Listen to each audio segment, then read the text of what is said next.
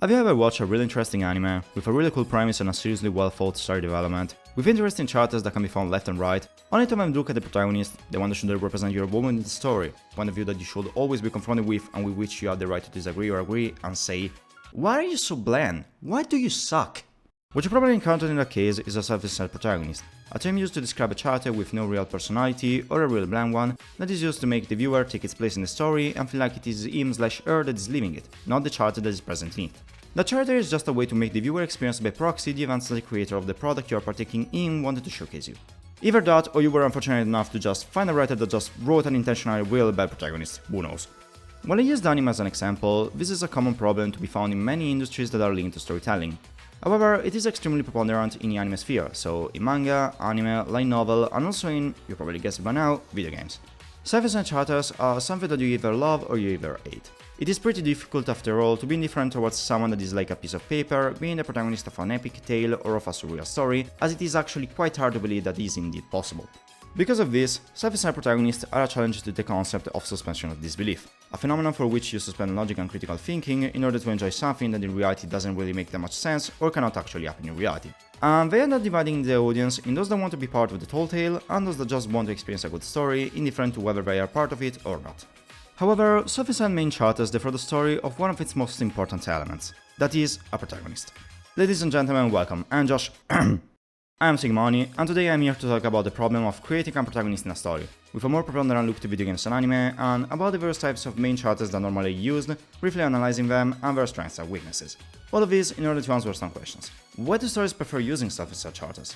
Why do people appreciate them? And, most importantly, what are the alternatives? A protagonist is the vehicle through which you experience the story. Creating a good one is a way to actually make you involved with the side of the story that the creator wants you to see. For example, let's imagine that you are playing a JRPG that delves into what war really is.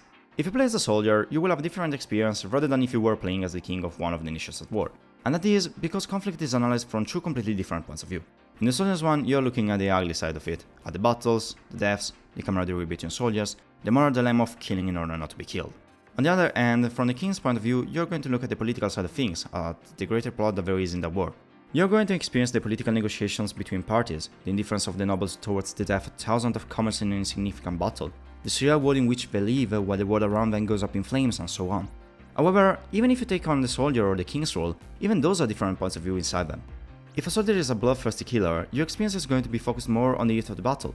If you're playing as a farmer that was sent to war against its will, you will experience the atrocities of war and the unwillingness of taking part in a conflict that you didn't want to, maybe even on the difficulty of remaining human while those around you slowly lose their humanity.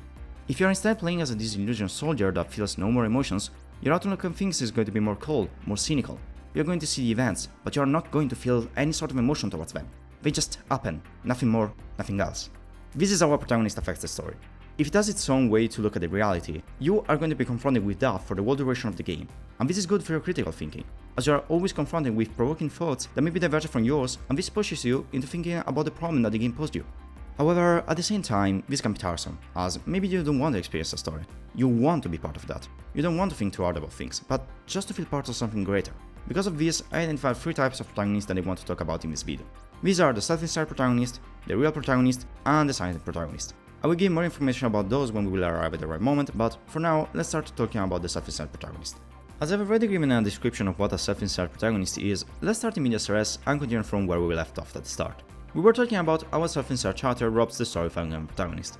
Many times, in fact, a self-insertion character is not there because the story requires it, but because without it, there is no story. Follow me for a second here. If, for example, a blind character is the hero of an epic quest, then that means that you can be the hero, that your best friend can be the hero, that everyone can be the hero, because if someone like that became a hero, especially if he is the chosen one without any reason given for that, then you can do so too. But in a moment when someone with a personality, someone with a past, with feelings, with a reason to be there, is nominated as the hero, then you cannot be the hero anymore, because that place is already taken. That story has already its protagonist, and you are not that person. A self-insertion character is the nearest thing to having you directly speaking to the characters, because it normally is not the initiator of its actions, but you are. If you reflect for a second, many times, when such a character has to make a decision about how to act, you are the one that takes it, not the protagonist. This however also poses a problem. What if the character does something that you find to be stupid or even just pernicious to whatever it was trying to do? Let's take an example. We are in a romance visual novel. You have your best girl, let's call her Eriko, that is clearly showing signs that she also likes you. You are on a route, and your protagonist, instead of spending time with her, decides by itself to go out with your least favorite goal. Let's call her for simplicity Java. And at the end, she kisses it while, of course, the other goal is also present. She then proceeds to run away from a degenerate like you, and the protagonist, of course, decides to run after her, and then you are given 3 choices. One is their house, the other one is their favorite place, and the last one is the toilet. Now, in this example, there are 2 problems that are created by the fact that the protagonist is a self-insert. First of all, you weren't the one deciding to go out with Java. It was the protagonist's choice. It didn't think about the consequences of its actions, while you probably had them clear in your mind when you read that it accepted Java's invite instead of being close to Erica. Secondly, you are given the power to resolve the situation in a positive or in a negative manner by a simple choice.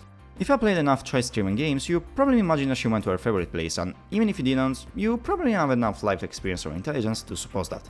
However, that is just offering the solution to a problem that the game created. If you had really been given the chance to act like the protagonist, if you were really the protagonist, you wouldn't have to even make that choice, because you would have made so that it wouldn't have even been necessary. And this fact opens a rift in you. It is like you have reached an epiphany. You are not the protagonist, and this makes the self-insert protagonist crumble in itself. The self-insert protagonist concept is in itself flawed for a simple reason. There is a limit to human empathy and to suspension of disbelief. Empathy is a strange thing. It can make us understand the point of view of others and also understand their emotions or why did they make a certain choice or action. However, the reason still has to be in our realms of thoughts to make us feel empathy towards a person. If we do not understand why that individual did a certain action, the only way we have to comprehend it is by thinking. However, when we think, we have to confront a set of values with that action in order to classify it, but the process is not what matters here. What matters is that we have to think.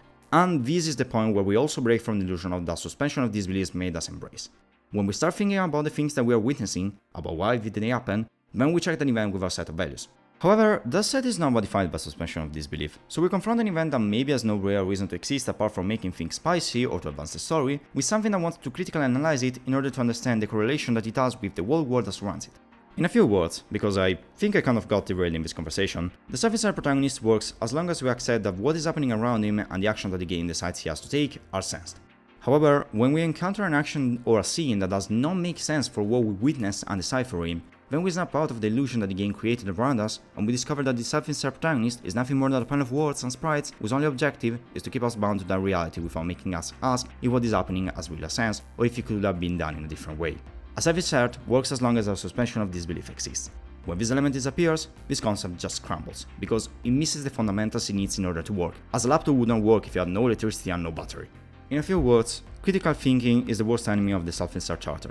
As long as you are captured by the world or the story or the characters of the product, you will tend to ignore its flaws, its problems, until they become too big to be ignored or you are faced with something that is so against what you actually think should happen that you snap out of it. That is why we are able to see the mediocrity of a product that uses a self-insert protagonist and offers nothing to make you invested in its world. However, as everyone of us has a different sensibility, we are also sensible to different levels of insertion. Some of us could be happy to self-insert if we want to live a certain relationship with a set of charters. Some are capable to do that if the story that is told is one that you would actually be willing to live. Others instead are not capable of detaching themselves and to embrace fiction even if everything that is offered them is top-notch. Speaking of which, it is kind of interesting to consider that, by this metric, even the concept of best girl can be considered a sort of self-insertion, but let's keep it for another video, shall we?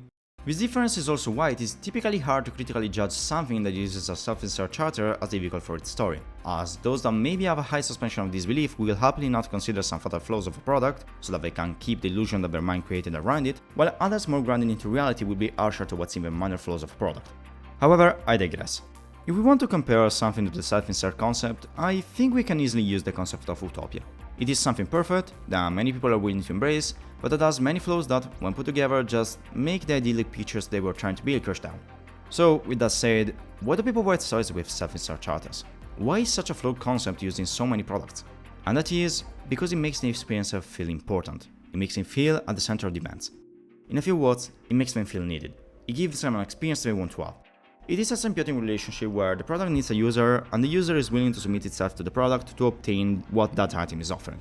In a romance visual novel, a person can search for feelings of love, for being loved by someone, or for experiencing love themselves towards something. In a fantasy tale where you are the hero, the product makes you feel powerful, important. In a slice of life story, it takes you back to more peaceful days, to the school days that maybe you so dearly miss, to a less hectic period where you had time, where you didn't have responsibilities, where you can be free. However, doesn't this sound kind of familiar? And that's because, in the end, a self-insert protagonist is just another way to ask you to roleplay as the character. As in an MMORPG you can roleplay to your leisure, these types of games ask you to do the same. However, unlike MMORPGs, you cannot choose what to roleplay as. You have only a possibility, the one the game gives you, and nothing else. Because of this, the concept of self-insert protagonist is not comparable to the concept of role-playing, because you don't have a choice. You are that character, whether you like it or not. Maybe you can modify 2 or 3 things in its story, in OTs, but those are the only things you can do. For example, many Sword Art Online games ask you to roleplay as Kirito. However, if you're a team, you have no option to say, no, I don't want to play as an edge boy, I want someone else. In role-playing you can. In pre-created self-insert characters, you cannot. So, how can a self-insert work, even if it is just a lesser and stricter version of role-playing? You have 2 choices. You either tailor it for a specific experience, and you accept that only people that are interested in a particular experience will probably really enjoy it, or you give the player complete freedom over its character. The player can choose what to do, what to say, who to like, and who to dislike. So, in a few words, in order to work, self-insertion needs to become role-playing. However, that can work for games, but what about anime, manga, or light novel that use it? Well, in that case you can choose the first option or accept that your story needs a protagonist. However, by being non-interactive stories, you kind of have the need to do that. In anime this need can be avoided, as the whole experience can even stand up even with a self-insert character if music, art style and animations are gorgeous. And the same can be said about manga, but for example, in light novels self-insert characters are one of the most obnoxious and frustrating things to read exactly because of what I have stated before. As of now, we have seen what are the pros and cons of using a self-insert protagonist and the problems that reside in its concept, so now we have to ask, what are the alternatives? As I said at the start, there are 2 other types of protagonists I want to talk about: real protagonists and silent protagonists. Real protagonists are just characters that have a personality. They do not ask you to do self-insert into them, they are their own persona, with their feelings, their personalities, their thoughts. If they make something that you do not understand, it is probably because they wanted to. It's because they thought that that action was the one that they needed to do in that moment. Real protagonists are people, not sprites. They give the illusion that they can really exist, they do not ask you to believe about their existence. The fact that they make actions you may not have done, and to give a real reason about why they did them, is what makes them real people. They could exist in the real world, they could even be your neighbors for what you know. The fact that they have their thoughts, their story, their personality makes them real. These tend to be the types of characters that people who want to tell a story use. They do not want you to be the protagonist, they want to experience the story they thought, with the characters they thought, and to see how you feel about them. Do you share their vision? Do you accept what they do? What would you have done in a situation like that? They tend to have the possibility to enrich you as a person, but make you critically think about the ideas exposed, about what is happening, about what types of personality characters you are witnessing. Stories with a real protagonist are first and foremost exactly that, stories, and then they are a product. They tend to privilege the whole world they are trying to present you above their being commercial products that have to produce money. They are first and foremost works of art, and they are commercially viable products. Think about Danganronpa V3 for example. You have 2 protagonists, Kaede and Shinichi, with their own personalities, their strengths and weaknesses. As they are real protagonists, they also change their attitude with time. With their experiences, they slowly change their personality, they grow as people and characters, and that is essential. You may not agree with what Kaede did in chapter 1, but she did that because she thought it was the best thing to do. You may not like how Shinichi acts sometimes, but he does so because that's his behavior, and because of this, they are real characters. If you want to make a distinction between a self-insert character and a real character, ask yourself this. Did that character grow through its experience? Did it change and become better or worse? Did it plateau into frozen state, or did it learn something from the hardships it had to face? And if it did grow, if it did change, did it do it in a realistic and sense way? This last question doesn't determine whether you are a self-insert or a real protagonist, but determines whether you are a good character or not. A protagonist that is a goody two-shoes, then experiences trauma and immediately becomes a criminal that enjoys doing nefarious acts is not a good protagonist, because the emotional stakes change without any warning. Everyone reacts in a different way to traumas, so you could justify that with this, but if one day you see someone act like a saint, and the next day they come and burn down every house in the neighborhood just because their dog went missing, you are going to probably doubt that the disappearance of Haruhi Suzumiya is the cause of everything, more like it is the triggering event for a change of heart that is due to a series of events. If that goody two-shoes didn't immediately enjoy crime, but just started doing it because it had to, and with time started enjoying it because it was good at it, then that is a good character. The problem with having a real character is that you have to write it. A self-insert character kind of works in any context, and you don't really have to worry too much about what it does, because it is the context around it or the player that is going to tell it how to act. Writing a good character is not an easy feat, otherwise we will see an overabundance of protagonists like Eren Yeager in every type of story, and we both know that is never going to happen. A good protagonist has to react with the world around it. It has to both understand and not understand it, so that it can grow. It has to have some interest in what it is doing, it has to have a motive, it has to have a motivation for how it interacts with other people. For example, a seducer is going to be interested in talking to women or men depending on its preferences, but how is it going to do it? What techniques is it going to use? How is it going to react if the other party refuses to advance? What could happen around it that makes it change and turn over a new leaf? All of these are questions that a writer has to ask itself in order to write a good charter. His role is not only to support the story, but to be a living being that takes part in the plot because he wants to do so, because it has a choice, not because the story needs it, but because he wants to be part of it. The last type of protagonist we have to analyze is the silent one, which in a way is a subtype of the self-insert charter, if not even a sublimation of what that tries to do. A silent protagonist is, as the name says, silent. It does not speak. If it acts, it does so only in a physical way, but when it is its turn to speak, it is the player that decides what to say, not the game, not the script. It is the player who decides which option is the one it wants to answer with to the choice that it was given it. This is a type of protagonist that does not work in anime, see One Room for an example of what it reduces to, and also couldn't really work in light novel and manga, leaving only video games as the place where to use this archetype. However, this is a charter that is normally used by hybrid visual novels, such as the Persona Saga, or to cite a game I actually reviewed on this channel, Tokyo Ghost Hunters. And I kind of have this looming feeling over me that people like Persona Protagonist. I say this type of charters is a sublimation of the self-insert type because, if you think about it, I say that in order to make a self-insert charter work, you have to give control to the player. This is exactly what a silent protagonist does. Technically, the silent protagonist is still needed for the story. However, many times there is the illusion of choice that makes it so that the player is the one that actually gives the okay to participate in it. In the most recent Persona games, it is the initial contract you have to sign with Igor. If you do not wish to partake in the story, you can do that. However, that leads nowhere, so the only choice you have is to accept being part of the story. But you still were the one that said, I accept to be part of the story. Not the script, nor an obligation. It was you and only you. So, technically, silent protagonists are exactly what self-insert charters want to do. They make the player feel like it is the one partaking in the events of the story. And yet, this is not entirely true. That is, because silent protagonists can also be real protagonists. They can have a personality, they can have a past, they can have people they dislike and people they like. Normally, this is a task that is executed by the story, but it is still something that characterizes the protagonist. It is not a blank sheet that is too dense to understand the feelings of the other people around it. It is more than that. So, effectively, the silent protagonist is at the crossroad between being a real protagonist and a self-insert charter. Let's take Joker from Persona 5 as an example. He has a past, as he was under probation for assault, he's starting anew, trying to build a new life in Tokyo, he has charters he likes, like Ryuji, and those that he dislikes, both for personal reasons, such as Shido, and those that he dislikes because of their actions, such as Kamoshida. And yet, he is a silent protagonist, someone that can be used to get to what you think is the best goal of the game, which is Makoto by the way, or Kazumi if not for the ending of Royal, and a mirror for your choices that can give you a different ending based on what you actually say and do. So, if I were to ask you, is Joker a real protagonist or a self-insert one? I think I am going to receive different responses. And that is exactly why I individuated the silent protagonist as a different category. Because, in a certain way, it brings together the best of the real protagonist and of the self-insert charter.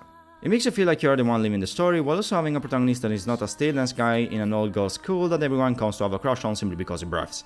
Yet there is to say that, if not done in a good way, a silent protagonist can become a passive observer of others' actions, as if it is just someone that is there to document the story to the player but that, in reality, is useless to the events and, if it were to be missing, will not really change something, which is a thing that can also affect both a self-insert protagonist and a real protagonist. An example of this with a self-insert charter would be Memento Spring, which, by the way, I kind of reviewed in one of my old videos, see the top right link to seeing which, where both protagonists are just there to narrate the story, but they, in the end, not actively partake in it if not for some comedic stunts.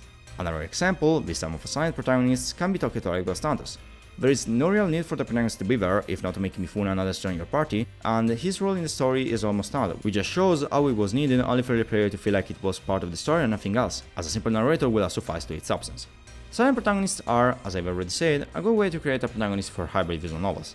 However, there is a place where silent protagonists have kind of a problem being, and that is pure visual novels.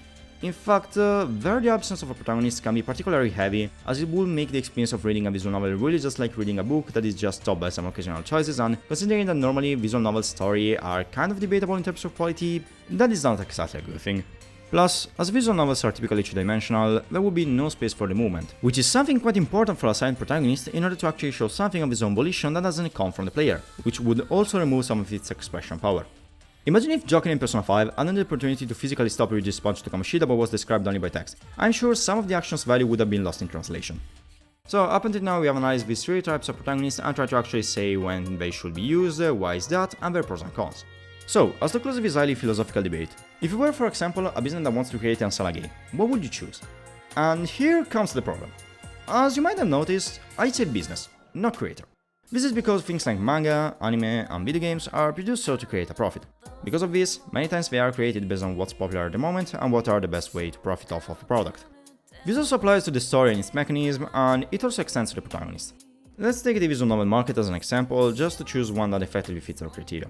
This is a market where the majority of people make products in order to sell more than in order to actually create a story, and this is exactly the criteria we need in order to analyze the effect that the protagonist's choice has on a product. Visual novels are known to love having self-insertion protagonists. Real protagonists are actually quite rare in this landscape, as most people do not exactly play visual novels for the story, if you know what I mean, unfortunately. This is also because the main market of visual novels is Japan and in general the Far East. Japan, as we can deduce by the number of products originated there and by the role for a certain black sportsman, really likes self-insert, so we can presume that there are players who only want to play that type of game, and if there is a real protagonist, they will disdain that. Let's say that we have a sample of 100 people that play visual novels. Of these, 15 only want to play self-insert protagonists, 84 are open to other styles, and 1 is busy continuously playing Fate over and over again. Of these 84, there are 24 who are actually interested in the story, the other 60 are more interested in other aspects of the visual novel world, and of these 34, let's get away for people that only want to play short visual novels because they don't have that much time to dedicate to them. So we remain with 20 people that are okay with real protagonists, are okay with long visual novels, and are there for a story. Let's assume we want to release a visual novel that is 70 plus, has a duration of 50 hours, has a protagonist that strikes a good balance between edgy and cool, and a story that revolves around the resurrection of dinosaurs. Let's assume that of these 20 people do not really care about dinosaurs, so now we have 18 people that will play our game when it will release. Sure, if our game is really good, then of the other 82 persons, maybe we will have other 10, even 25 if we want to be generous, that will play our game, and maybe we will also make the one player who is obsessed with Fate come play our game and then back to grinding for another win, I guess. However, with our choices based on that story, we have lost surely 17 people. 2 because we talk about dinosaurs, 15 because we chose to use a real protagonist rather than a self-insert one. This means that, potentially, based on all of our choices, we have lost approximately the 82% of the initial possible players, which probably could have been reduced to something like 25-30% by only making it 18+, by adding a self-insert protagonist, by making it shorter, and by not making it about dinosaurs. Sure, this example is kind of stupid, simply because it was made based on assumptions and without any real data. Nice argument, Senator. Why don't you back it up with a source? My source is that I made it the fuck up. But it is a fact that Japan likes self-inserts, otherwise I don't think we will have that many dance chapters in manga and anime. So, what does this not so great example tell us? That if we want to sell, we have to bend to some of the desire of the player base, and apparently the model Ubisoft is a bit of a living example of this, otherwise we won't be able to do that, and thus we will have to cut off staff and in the worst case declare bankruptcy. And this can be avoided by simply modifying the story. This is why we have so much self-insert in anime related products. There is a demand, so there is a supply. Real protagonists are left to works that really want to prioritize its story, but those can be considered a gamble by companies and be left aside from more generic yet profitable products. Meanwhile, silent protagonists are a mixture of the two, almost a compromise that can satisfy both the groups, but that, at the same time, can satisfy none of them if done badly. And thus, spoke Zarathustra. If you're right here, thank you very much for watching this video. What do you think? Do you like self-insert protagonists? Do you think they lower the quality of a story, or do sometimes they are better than real or even silent protagonists? What is your favorite type of protagonist?